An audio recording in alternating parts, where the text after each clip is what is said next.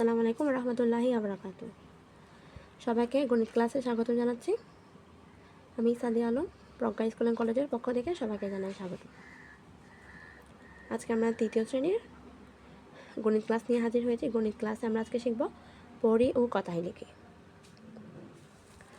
তাহলে আমরা মূল ক্লাসে যাচ্ছি। আর মূল ক্লাসে যাওয়ার আগে অবশ্যই বলবো, ইউটিউব চ্যানেল এবং ফেসবুক পেজটি অবশ্যই সবাই ফলো এবং সাবস্ক্রাইব করে থাকবেন।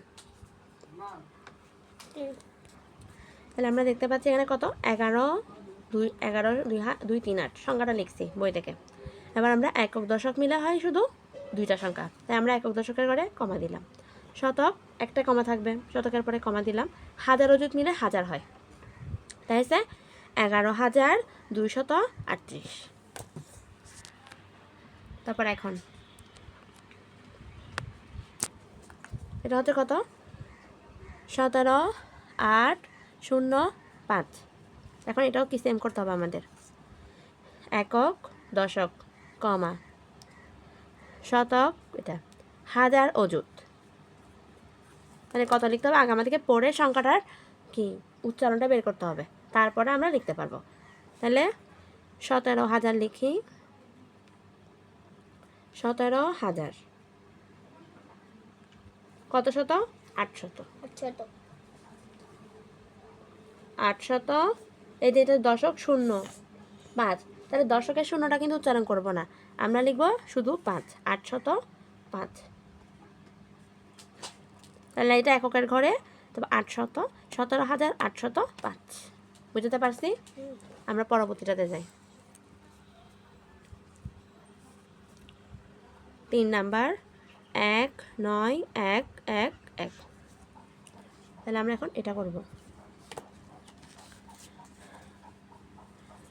তাহলে 1911, তাহলে এটা তো সেম, একক দশক কমা শতক হাজার অযুত। তাহলে এটা কত হাজার অযুতের ঘরে কত আছে 19 আছে, তাহলে আমরা লিখব হচ্ছে 19,000, 19,000 এই যে 100, 100 এটা কত 11,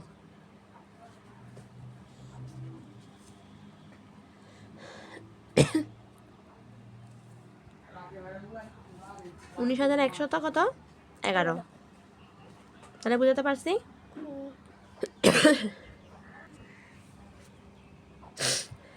এই যে এটা একক দশক কমা শতক, এখানে কমা হাজার, তাইলে কত হবে 13,000, 13,000 একক দশক শতক 300, 300 55 কত 59, তাহলে 59 লিখে দিই, মধ্যন সংখ্যা 59। বুঝতে পারছি? এবার আমরা 5 নাম্বারে যাই। 15153 এটা করতে হবে আমাদের। একক দশক কমা শতক হাজার, তাহলে হাজার আর অযুতের ঘরে হচ্ছে 15, তাহলে 15,000 কত 100, একের ঘরে যেহেতু শতকটা একের ঘরে, তাহলে 100 5 3 53, তাহলে সেক্ষেত্রে পয় আকার 9 53। এখন আমরা এই পাশে করতে পারি, আমাদের এই পাশে যেহেতু জায়গা আছে একটু দাগ করি, 6 নাম্বারটা করে ফেলি। 6 2 7 5 3 7,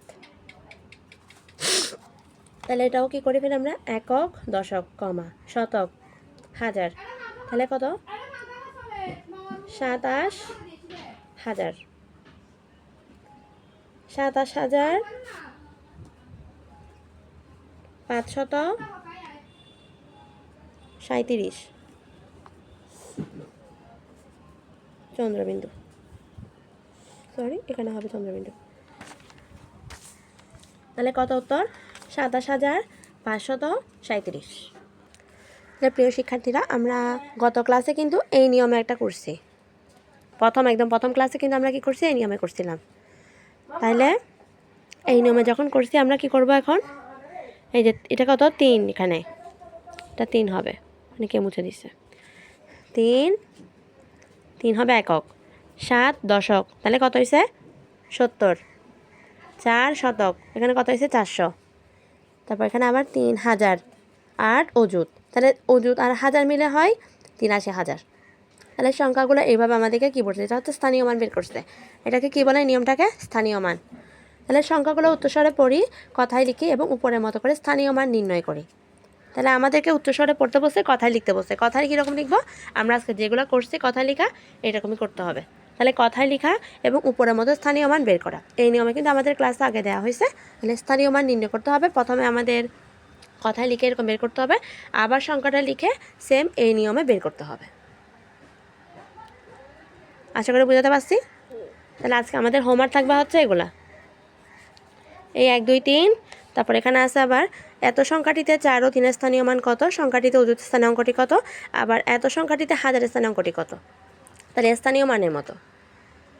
তারপর খালিঘর পূরণ করি, এখানে খালিঘরটা অবশ্যই পূরণ করে আনতে হবে, এখানে করা হয়েছে। এখন যাদের বইয়ে করা নেই তারা অবশ্যই নিজে চেষ্টা করে করতে হবে, তারপর উত্তর দেখবেন। তাহলে সবাই ভালো থাকবেন, সুস্থ থাকবেন। আজকের ক্লাস অতটুকু, আল্লাহ হাফেজ।